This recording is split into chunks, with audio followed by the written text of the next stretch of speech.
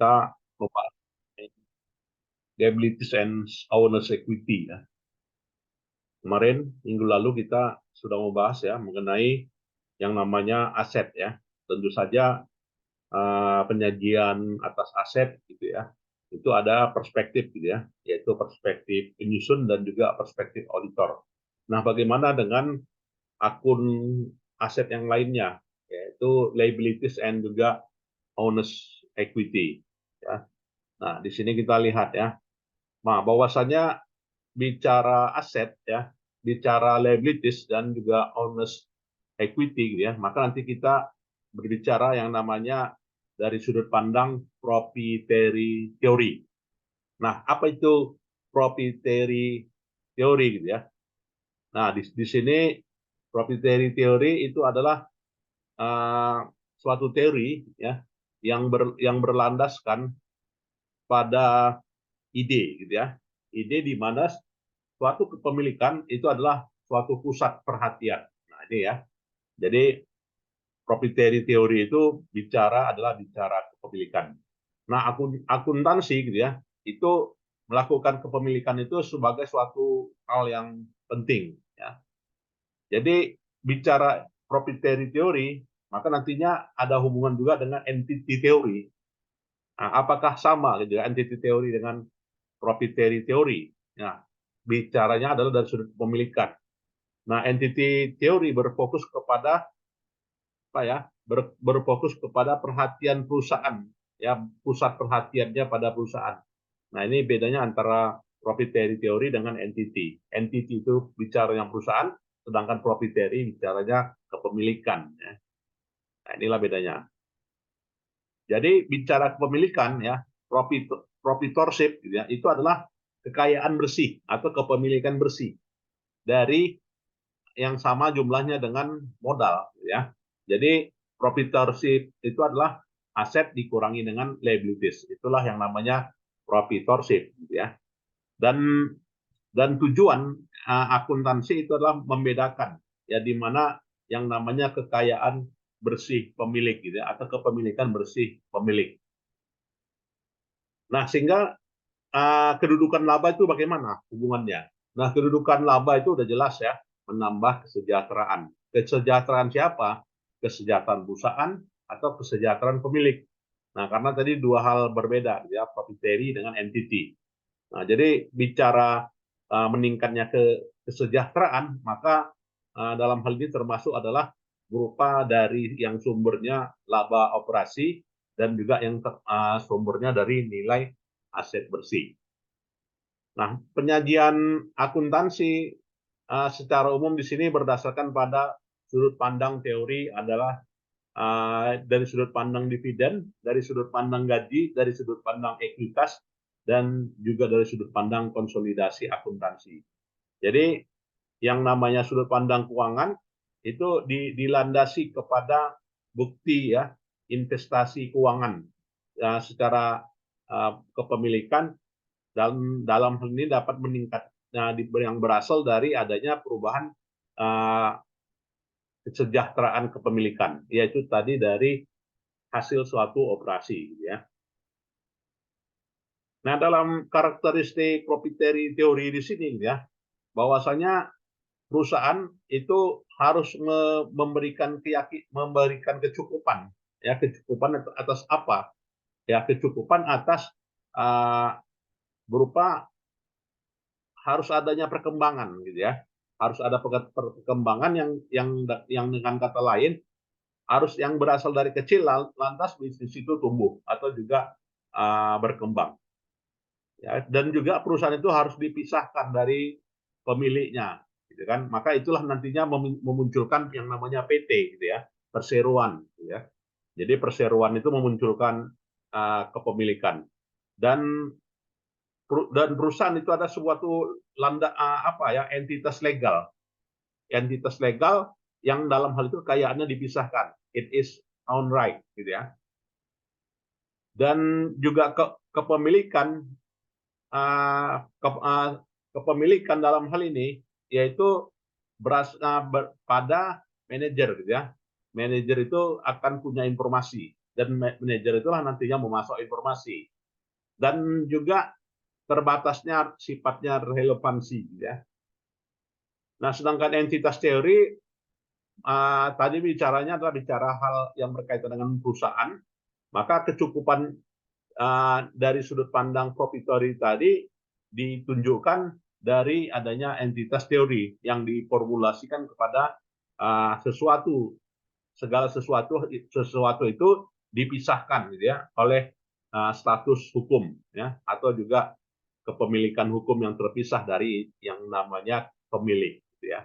Jadi harus dilandasi daripada dipisahkannya antara aset dengan kepemilikan dari si pemilik, begitu ya. Dan entity theory di sini ya kalau kita dalam nyusun skripsi, nyusun tesis lah ya, gitu ya.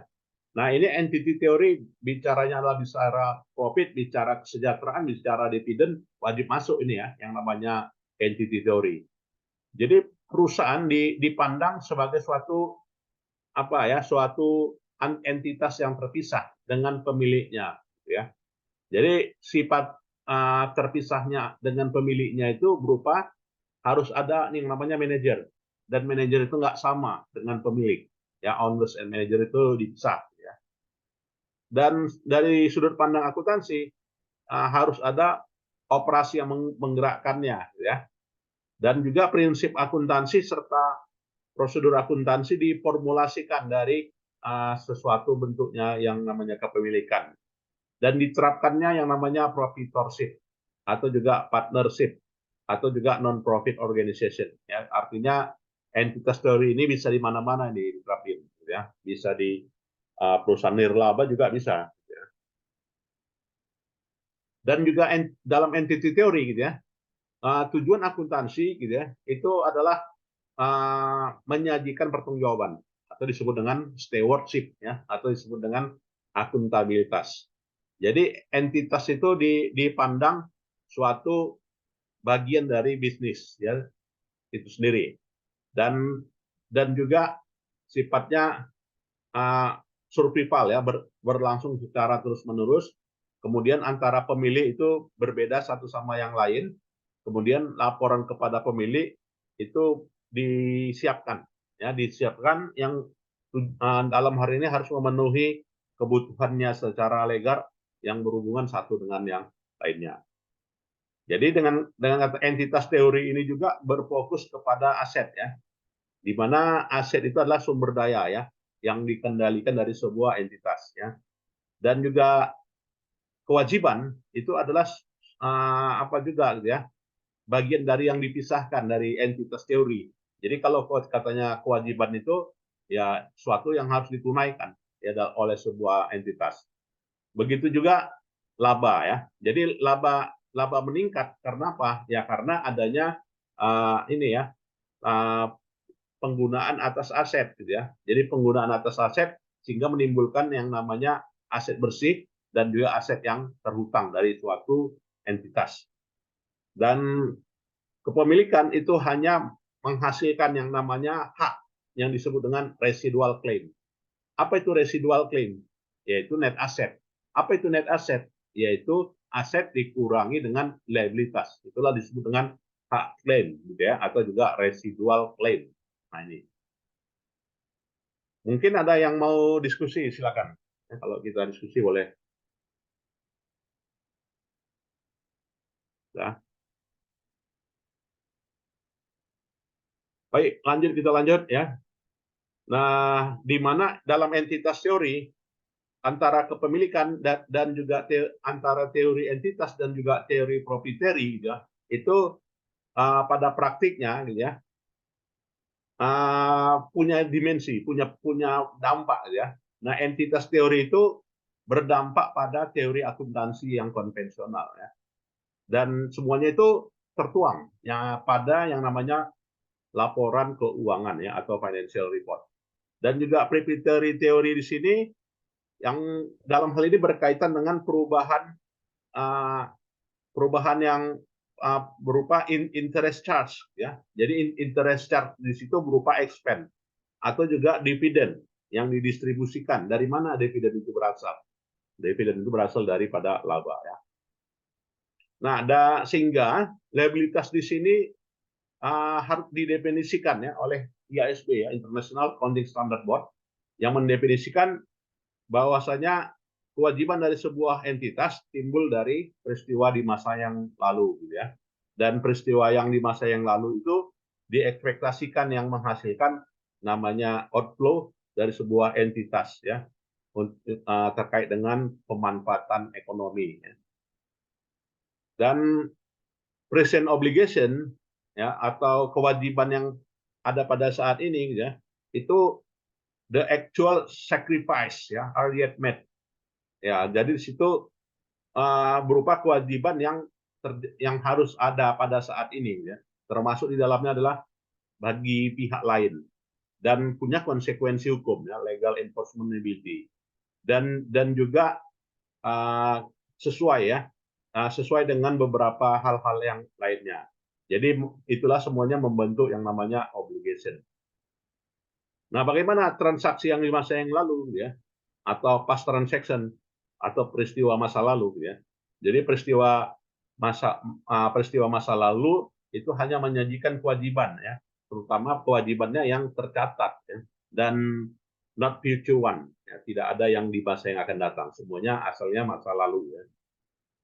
Lantas bagaimana sih jenis-jenis dari transaksi masa lalu tersebut atau peristiwa masa lalu yang bisa di accepted lah ya, bisa diterima ya.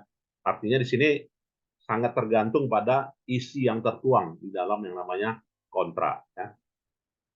Kemudian juga kriteria pengakuan kewajiban itu ya, kriterianya pertama adalah reliant on the law ya, jadi artinya punya konsekuensi hukum ya. Artinya hitam bisa dituangkan hitam di atas putih, ada perjanjian ya. Kemudian juga ditentukan oleh substansi ekonomi dari suatu peristiwanya sebagai suatu indikasi, itulah yang namanya kewajiban ya, untuk yang merupakan kewajiban yang terhutang ya, obligation. Kemudian juga dalam kriteria pengakuan ya, itu berdasarkan pada ukuran nilai gitu ya. Ukuran nilai di sini disajikan secara normal, kemudian nggak lebih dan nggak kurang dari 12 bulan ya, not longer 12 month ya. Jadi didasarkan pada nilai sekarang atau juga didasarkan pada aliran kas di masa yang akan datang. Kemudian juga menggunakan prinsip konservatisme ya. Nah, prinsip konservatisme ini salah satu dari prinsip akuntansi di mana sudut pandangnya adalah sudut pandang entitas ya. Itu adalah sudut pandang konservatif. Kemudian IASB framework yaitu suatu kewajiban yang mengakui ya, yang mengakui it is probable ya future economic benefit. Jadi berkaitan dengan manfaat ekonomi di masa yang akan datang itu selalu berhubungan ya dengan aliran yang nantinya berefek kepada entitas. Jadi item-itemnya di sini dapat diukur dengan andal ya. Dan juga kerangka IASB di sini juga punya apa ya, probable mean, artinya kemungkinan terjadi atau juga ukuran-ukuran yang andal yang lainnya, nah itu pasti ada ya. Jadi berkaitan dengan kerangka tersebut ya, itu akan memberikan panduan ya, panduan yang terkait dengan ukuran kewajibannya. Jadi jumlahnya berbeda didasarkan pada kegunaannya. Serta bicara liability, ukuran liabilitas ya, terutama kalau kita pendekatannya IFRS ya, itu adalah yang namanya historical cost ya. Jadi historical cost itu hal yang biasa ya.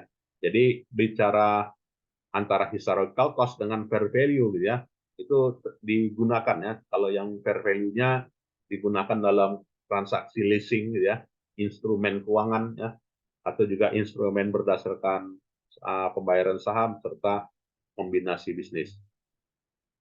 Dan komitmen ya, funded commitment itu menghasilkan equitable obligation. Dan juga yang namanya kontingensi gitu ya. Apa itu kontingensi atau juga provisi? Ya, jadi provisi dan kontingensi. Jadi provisi dan kontingensi terjadi ya karena adanya peristiwa atau adanya kewajiban saat ini, ya. Kewajiban saat ini dan kewajiban di masa yang akan datang, di mana liabilitas dan provisi diakui ketika adanya kewajiban yang terutang, ya, present obligation, itu kemungkinan diukur dengan ukuran yang andal. Serta contingent liabilities itu tidak sesuai dengan kriteria atau ya juga semuanya harus berlandas pada catatannya. Nah, bagaimana dengan owner's equity? Jadi kalau bicara owner's equity di sini kerangkanya adalah kerangka itu tadi, ya, kerangka apa namanya, residual claim tadi.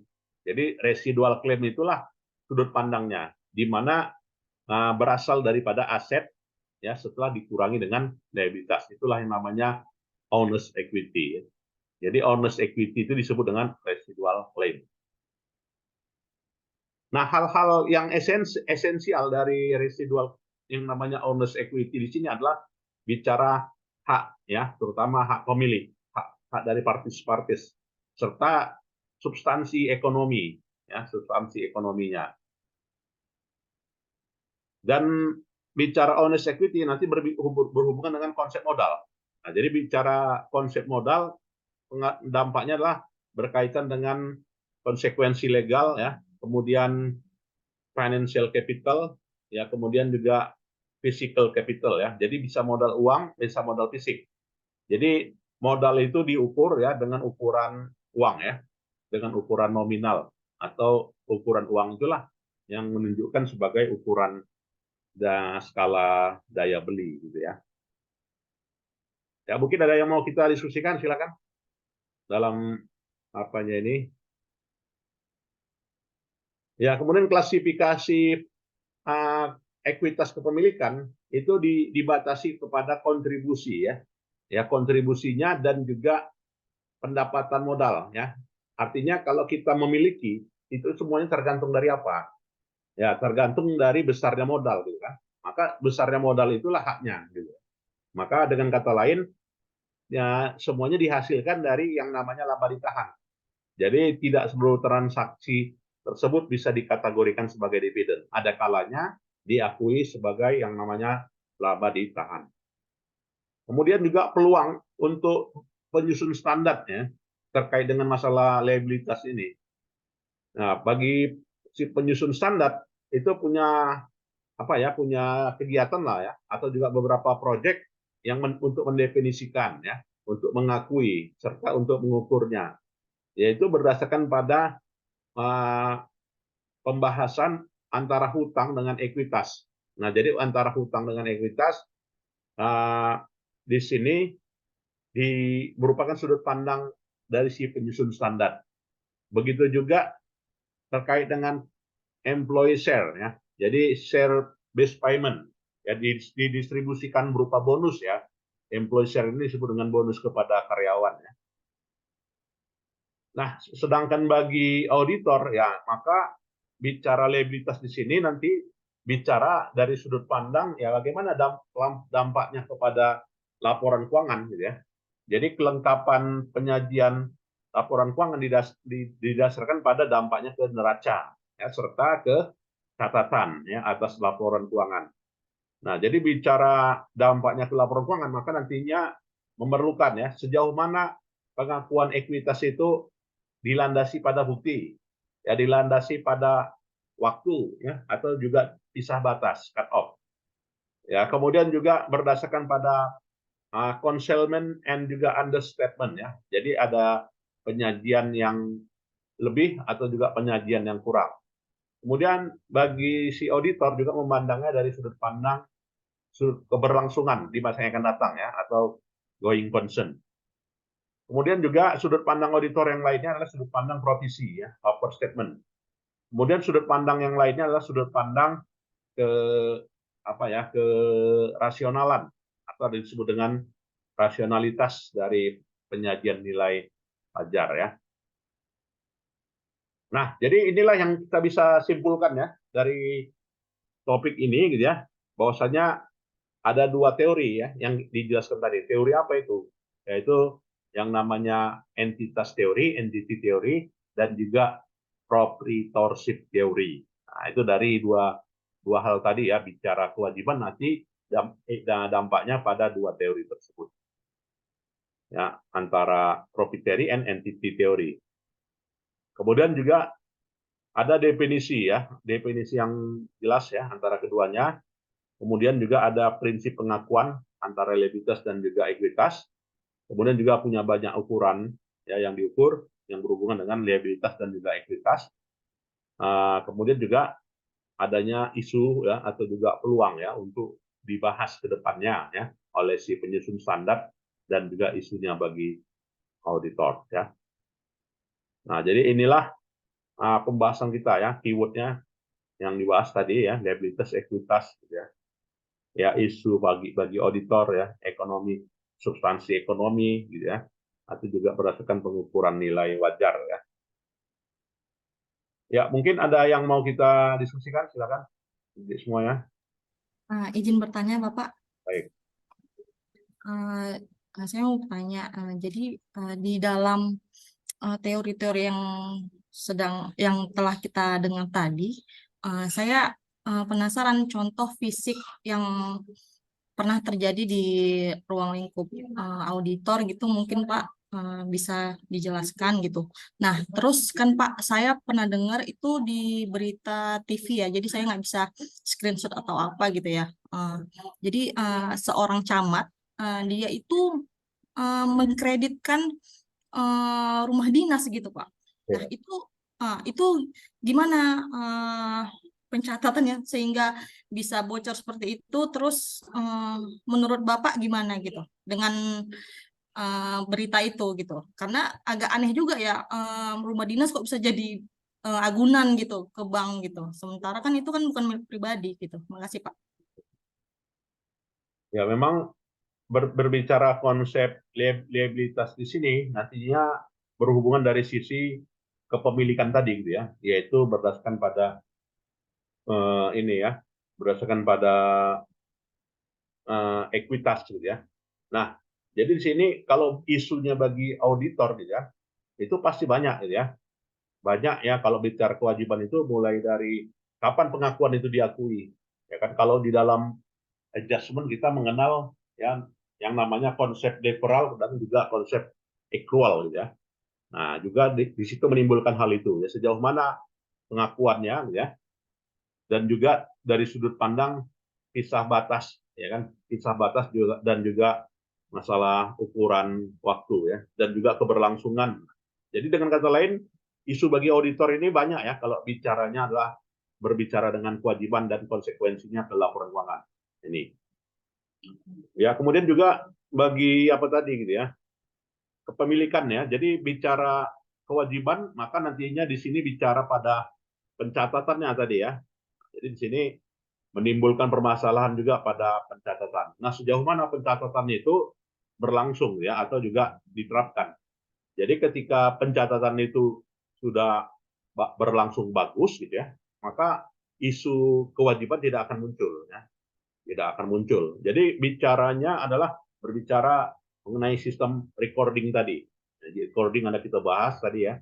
Jadi sejauh recording itu bagus ya maka tidak akan ada yang namanya itu tadi ya keberlangsungan atas keberadaan atas aset itu terjamin. Nah, tidak akan ada mengakui kepemilikan ya apabila dilandasi dari pencatatan awalnya udah bagus. Jadi itu semulanya bermula karena adanya pencatatan yang tidak baik. Pencatatan atas hibah, ya kan pencatatan atas kepemilikan yang harus disajikan di buku aset itu tidak terjadi.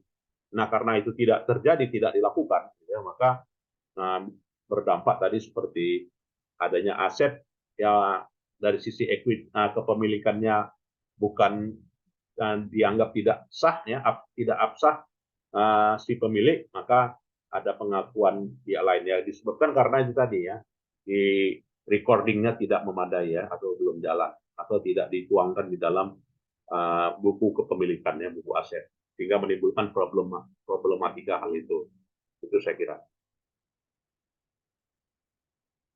Baik, silakan ada lagi. Oke, kalau tidak ada, saya kira itu saja lah ya pertemuan kita, dan nantinya apa ya, untuk UASnya kita siapkan dalam bentuk paper ya. Jadi nanti papernya boleh disusun ya dari sekarang juga boleh ya, supaya matang ya. Ya, Bang. Mau bertanya, izin bertanya Pak, Ya, itu papernya itu maksudnya dalam judul apa atau gimana gitu Pak? ya boleh, nanti saya kirim aja ya. Nah, saya kirim judulnya, yang jelas judulnya itu dari apa kita ya, dari keyword ya yang disajikan dalam penyaji presentasi kita ini. Jadi presentasi 7, 8 dan seterusnya ya. Jadi nanti dari keyword itu boleh disusun paper ya untuk UAS.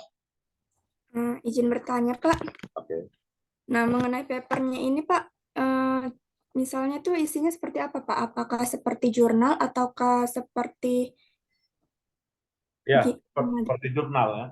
Jadi misalnya tadi berbicara mengenai konsep apa ya, konsep proprietorship teori atau entitas teori, sudut pandang auditor ya. Jadi nanti dijelaskan dalam susunan paper. Nah, jadi susunan paper itu kita kerjakan dari sekarang. Jadi itu. Atau juga dari perspektif audit terhadap aset. Ya. Dari sudut pandang auditor mengenai aset atau dari sudut pandang si penyusun standar itu bagaimana ya. Tuangkanlah nantinya menjadi tulisan atau paper ya.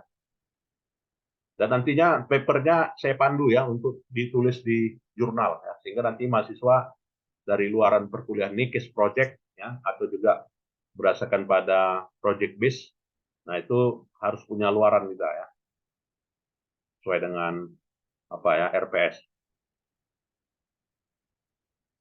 tuh ya. Nanti bahannya dari PowerPoint ya, dari bahan kita, pertemuan kita dari minggu lalu, minggu sekarang, minggu depan ya. Nanti saya susun ya dalam bentuk apa ya, panduannya ya, panduannya nanti saya berikan. Baik, ada lagi adik sekalian?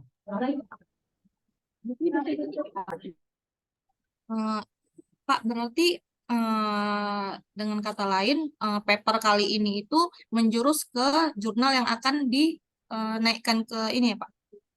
Ya, artinya paper kita merujuk pada ya apa kita ya, materi kita.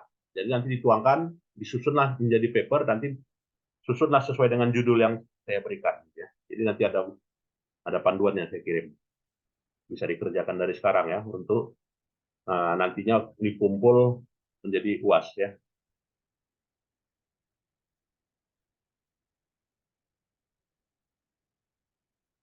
Ada lagi? Silakan. Nanti saya pandu juga di mana diterbitkan ya, supaya apa, yang murah dan juga yang cepat jika menjadi nilai UAS.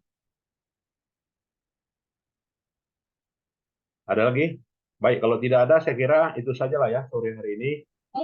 Ya. Prof, izin SS, Prof. Please. Oh ya, silakan. Aku yang cantik, Bang.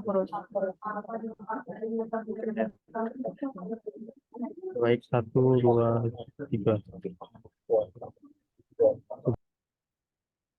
Ya, di save ya, nanti sampaikan sama Pak Ari ya, atau Pak Bu Wirda ya. Sudah? Udah, Prof. Ya, baik, saya kira itu sajalah ya pertemuan kita hari ini, dan nanti ini rekamannya ada ya. Tolong nanti di-subscribe dan juga dipelajari ya materinya dari setiap materi yang sudah kita lakukan ya pertemuan ini. Baik, saya kira itu saja. Selamat sore. Assalamualaikum warahmatullahi wabarakatuh. Waalaikumsalam warahmatullahi Boleh meninggalkan ruang. Waalaikumsalam. Terima kasih, Prof.